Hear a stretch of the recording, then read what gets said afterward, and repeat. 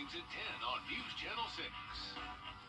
Live Viper 6 Skyview Network, sponsored by Jiffy Lube Multi-Care. It's a hot afternoon with only just a handful of showers outside, but that'll change for tomorrow. A full look at your forecast straight ahead.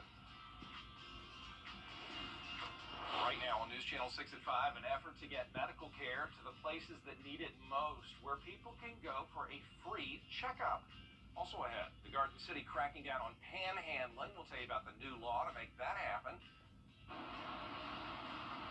And still ahead, Augusta Regional Airport preparing for another busy weekend. We're live at what you can expect. Your news at 5 starts now. Live from Television Park, this is Wjbf News Channel 6 at 5. Hey everybody, I'm Brad Gaines. Thank you for joining us. Jenny is off today. As coverage you can count on begins with Richmond County investigators saying they have taken dozens of drug suspects off the streets tonight.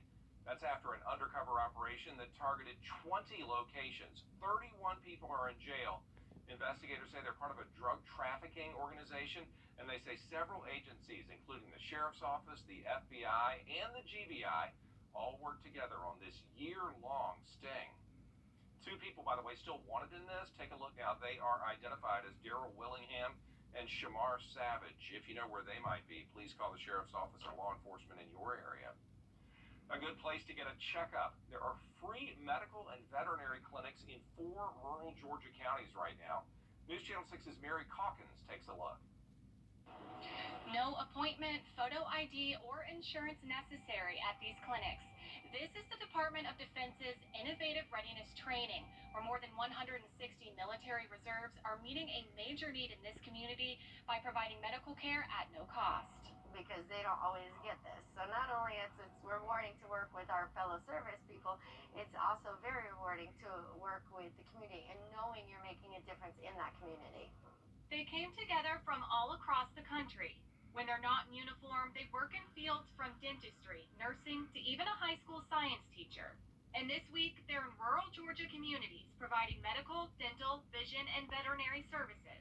And we love it. We are just so happy to be here to serve the community. It's very rewarding for us. All care is completely free, including medications, dental procedures, and brand new pairs of eyeglasses. And of all the places this initiative could have taken place, this week the focus is on us, thanks to a grant. The folks in the areas have to apply for us at home, and this site has applied each time the last 3-4 years. It's a win-win situation. The reservists receive valuable hands-on medical training, while the community receives medical attention. It's a training. A lot of us need our proficiencies maintained, and it's a great way for us to achieve that while serving the community. It's a fabulous way for us to provide our own care and uniform to our own people in America.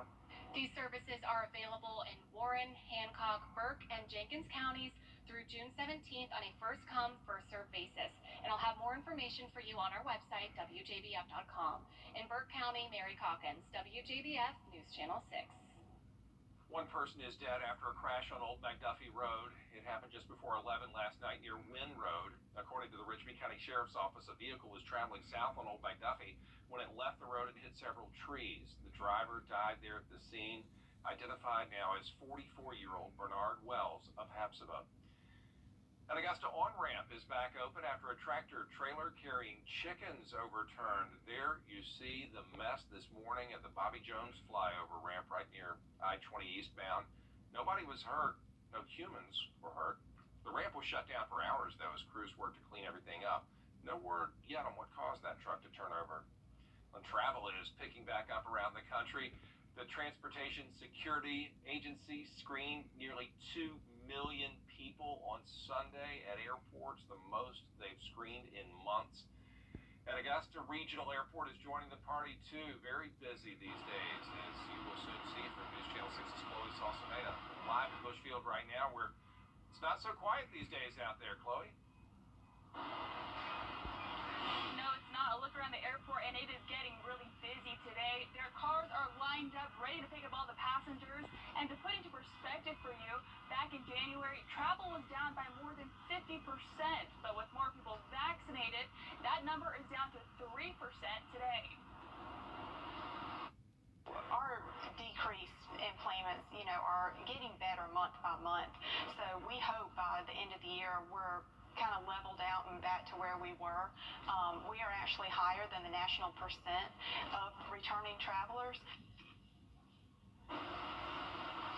And with more people out and traveling, the airport encourages you to give yourself enough time to check in and go through security. They say you should get here an hour and a half to 2 hours before your flight. Live at Augusta Regional Airport, Chloe Salsameda, WJBF, News Channel 6.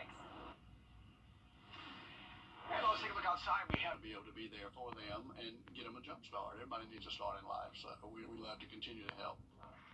And Augusta Exchange Club member and Richmond County Sheriff Richard Roundtree handed out the Ronnie Strength Award today, and with it, a gift of $5,000 to the Boys and Girls Clubs of Augusta. Augusta commissioners trying to put a stop to panhandling in the area. They say the problem has really grown during this pandemic. News Channel 6's Ashley Jones now. You may have seen the signs, people asking you for money while telling you about their own financial struggles. Some business owners say it's a problem, and it's definitely getting out of hand. There was one incident that I had to call the police. Patricia Flanoy is the owner of Charisma Contour on Broad Street. She's been in that area for 4 years now and says she sees panhandling almost daily. I've been noticing that a lot of the homeless people come down, they tend to ask for money. And that's not the only problem. They tend to lay out front of the building, they bring their supplies here. And she says it could impact her business, but she's not the only person experiencing the issue. The neighbors have been calling, concerned about panhandling. District 1 Commissioner Jordan Johnson says the issue of panhandling has spread through South Augusta. He blames financial hardships brought on by the pandemic. Johnson says the city has formed a task force to tackle the problem. What we're seeing with the formation of the task force and looking at where homelessness has been concentrated, we've noticed that homelessness has spread from where it has historically been. The current ordinance bans panhandling, but only downtown. Now commissioners want to expand that ordinance. I think it's a relatively easy fix as far as enforcement goes. But the idea here is that you have folks call us and help us understand that the issue is really spread out into parts of Augusta that historically hadn't been in. The current ordinance also only targets aggressive panhandling. Tony Williamson, owner of Aficionados on Broad Street, breaks down the difference. The individual says no thanks, and it should end right there. The minute that contact doesn't end, it becomes aggressive panhandling.